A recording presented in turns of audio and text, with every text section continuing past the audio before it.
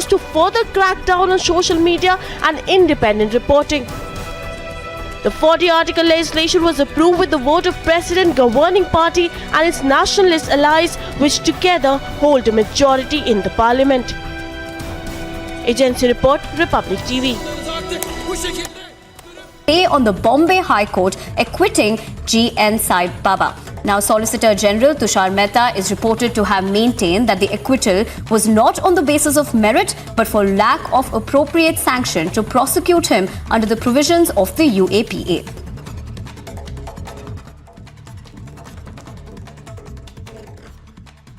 ये जो फैसला आया है ये बहुत ही दुर्दैवी है, बहुत ही निराशाजनक है, क्योंकि टेक्निकल ग्राउंड्स पर इस प्रकार से ऐसे व्यक्ति को छोड़ देना जिसके खिलाफ इतने सबूत हैं, जिन्होंने एक प्रकार से ये फैसले के कारण जो हमारे पुलिस नक्सलवादियों से लड़ते हुए शहीद हुए, उनके घर वालों के ऊपर इससे क्या बीतती होगी, इसका विचार मैं बार बार कर रहा हूँ। हम सर्वोच्च न्यायालय गए हैं, सुप्रीम कोर्ट गए हैं, और मेरा विश्वास है कि सुप्रीम कोर्ट में न्याय मिलेगा। A 21-year-old college student was allegedly molested by an auto rickshaw driver and dragged with a vehicle in Maharashtra's Thane. Now, a video of the incident that took place in the city around 6:45 a.m. surfaced on social media.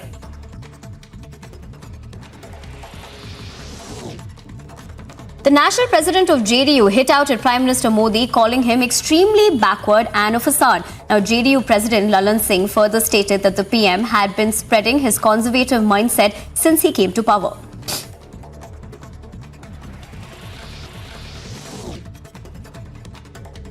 Shubham Garg's family has been granted a visa to visit Australia. Now, the Indian was repeatedly stabbed in Sydney as the result of an alleged hate crime.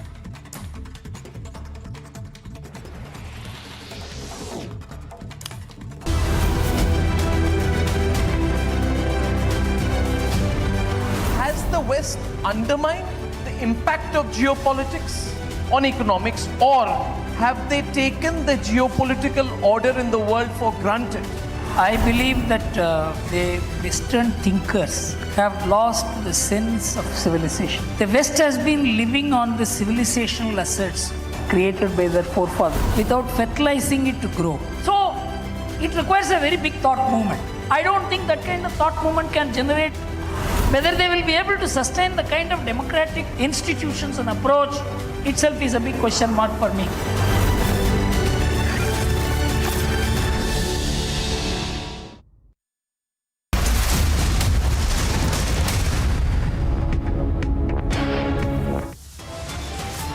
Top headlines right now. Economic fugitive weaponizes the foreign media to target Modi government with a 4-page ad in Wall Street Journal. Kashmiri Pandit Puran Bhatta shot dead by Pakistan-backed terrorists in Shopia.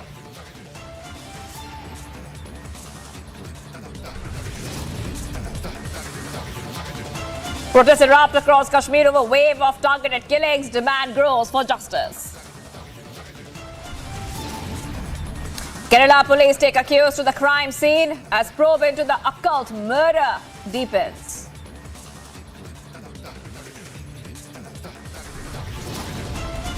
AIMIM leader caught on tape abusing Hindus. Police take cognizance of his rant.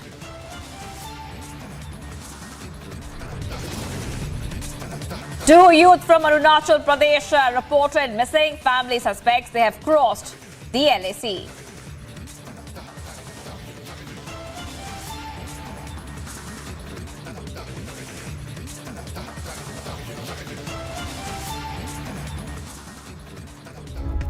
Viewers, you're watching Republic TV. I'm Shivangi Shukla. A full-page advertisement has been published in the Wall Street Journal against Indian ministers and key officers of the central government. Senior advisor to the Ministry of Information and Broadcasting, Kanchan Gupta, has tweeted that the mastermind behind this advertisement is Ramachandra Vishwanathan, who was the CEO of Devas. Vishwanathan was declared a fugitive economic offender in India, and India's Supreme Court also ruled that Devas was involved in a corruption our senior executive editor Abhishek Kapoor spoke to Kanchan Gupta exclusively. Let's listen in to what he had to say.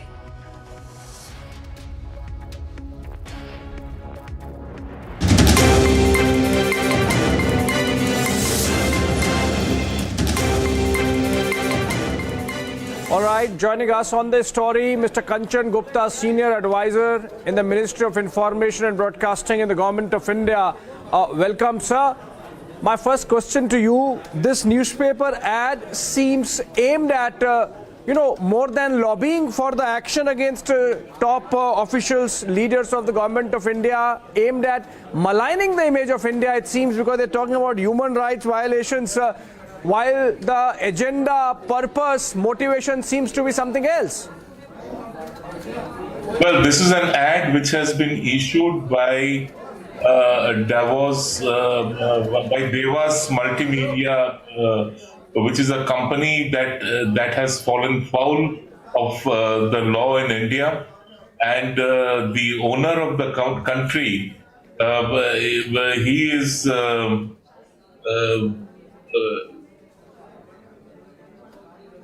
Vishwanathan, Ramachandran Vishwanathan.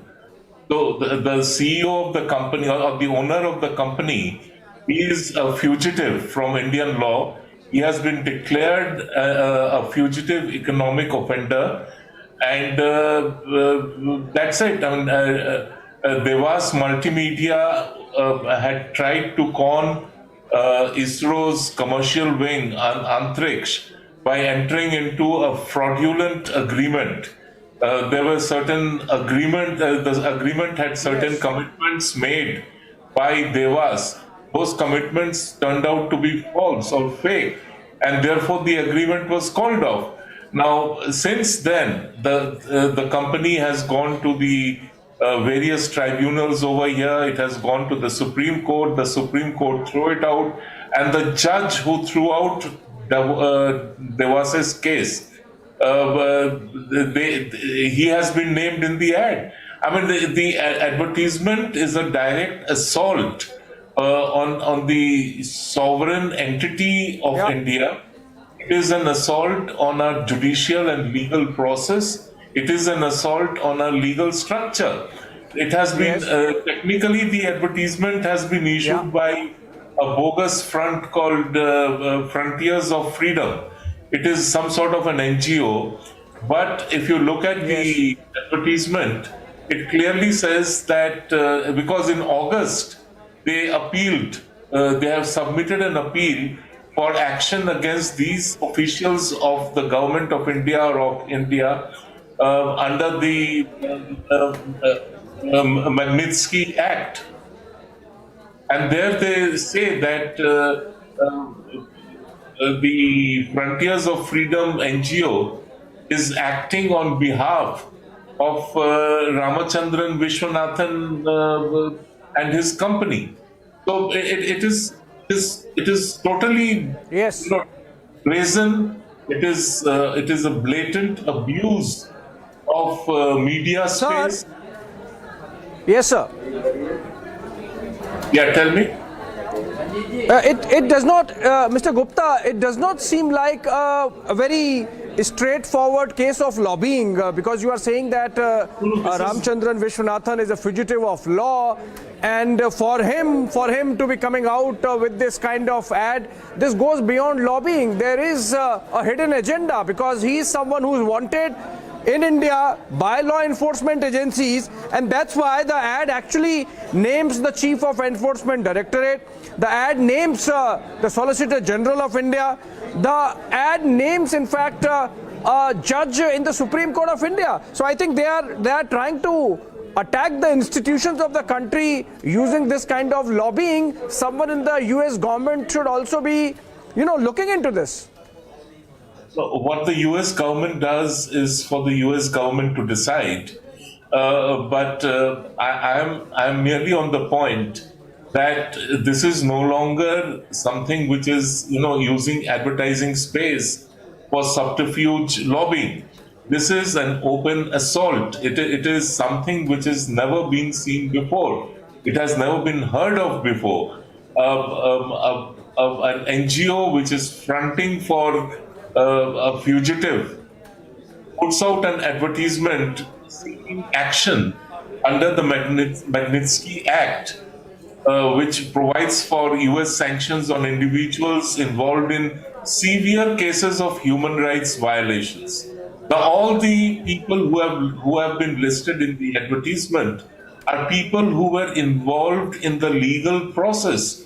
They were involved in the legal process, acting against a scam, against a fraudulent company and its fraud. And to name them in this manner is, as I said, never seen before, never heard of before.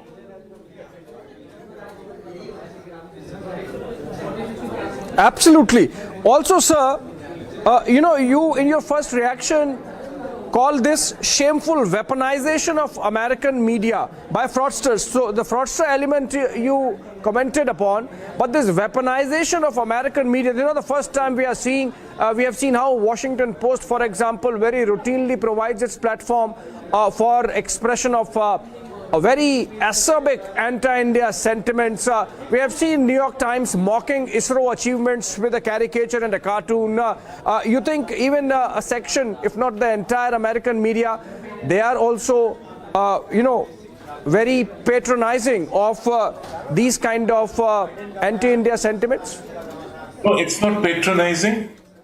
It is, I think, something very vile, something very uncalled for. And this is not how a democracy should really be functioning. I mean, to say that media space is open to all to express whatever they wish to is a misnomer. In the recent past, New York Times has been carrying advertisements issued by ISI-funded anti-India groups which are based in America. And they have been painting this very gory picture about India, saying that the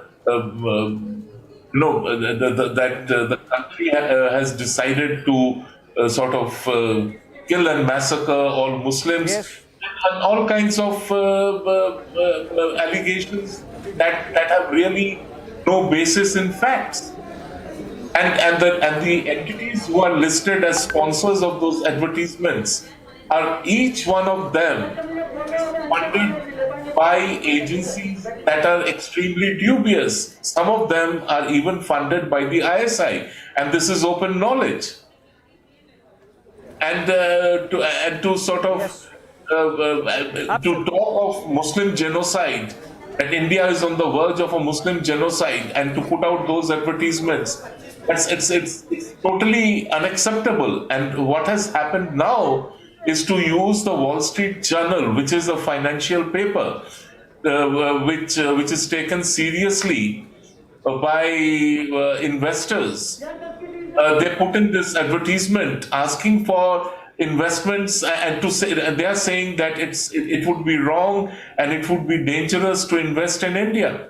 And when does it happen? At a time when the IMF talks in such glowing terms about India, saying that it is, I can give you the exact quote.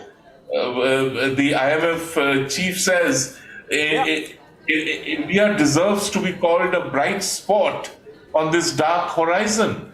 And the dark horizon is the grim economic scenario worldwide. And we have the IMF and the World Bank report that India's growth is going to be the fastest. And yet, in this situation, when investors are coming to India, investments are coming to India, FDI is at record highs, and then to put out this advertisement, I mean, there has to be something very, very vile, nefarious, and despicable behind it. Dangerous. Mr. Gupta, in fact, when finance minister is in the United States, choosing a pink paper, a financial daily, to bring out this kind of page one advertisement, clearly it is aimed at damaging the reputation of the country. You think in the United States there is an ecosystem that exists, Ramchandran Vishwanathan newspaper ad connected with whatever activities IAMC does, connected with the statement that Ilan Omar made when she traveled to Pak-occupied Kashmir. There is a continuum, or Washington Post providing its platform. There is a continuum of anti-India sentiment, or a section within the United States really not liking a rising India, a very self-confident India, and that's why coming together with these kind of public opinion making or decision influencing advertisement and events against India within the United States media. So very quickly, as I said, that it is for the US government to look at it.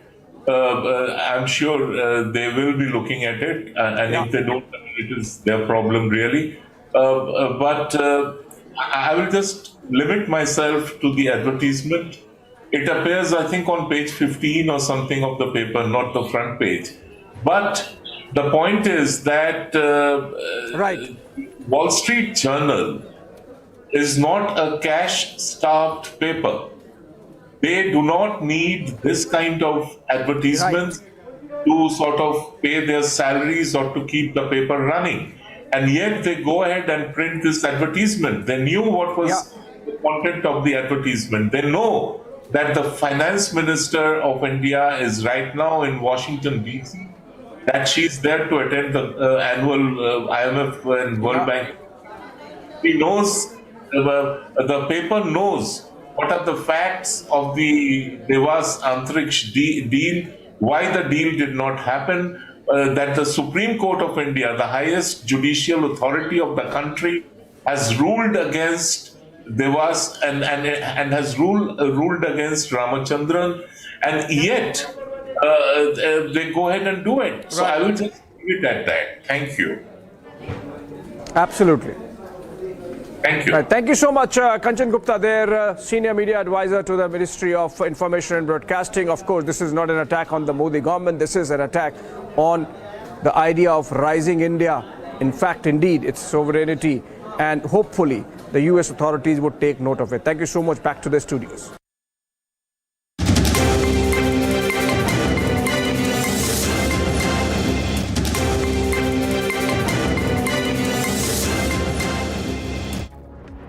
Viewers, a major terror threat was averted after the security forces neutralized an IED that was detected on the Bandipora-Sopore road in Jammu and Kashmir's Bandipora. Here is the full story. A major tragedy was today averted by the joint forces of Jammu and Kashmir police along with the Indian Army after they detected IED that was weighing somewhere around 16 kg and it was planted under a bridge at Asthingo area of Bandipora. Timely it was detected and a major tragedy was averted. Meanwhile, bomb disposal squad of J&K police along with Indian Army was also called in. Traffic was halted for some time, but this tragedy was averted.